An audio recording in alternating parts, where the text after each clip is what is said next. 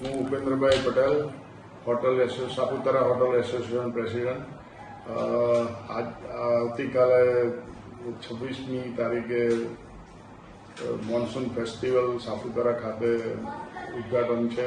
એ નિમિત્તે સીએમ સાહેબ પધારવાના છે તથા અમારા ટુરિઝમ મિનિસ્ટર સાહેબ મુળુભાઈ બેરા સાહેબ બી હાજર રહેવાના છે. ટુરિઝમના સૌ પદાધિકારીઓ બી હાજર રહેવાના છે.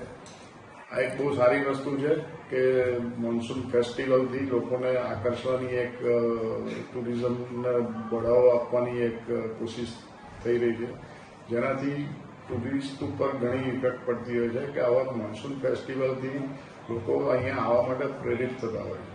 આવા ફેસ્ટિવલ્સ પહેલાં સમર ફેસ્ટિવલ, વિન્ટર ફેસ્ટિવલ બી થતા હતા અને ભવિષ્યમાં થશે તેવી બી અમારી આશા છે.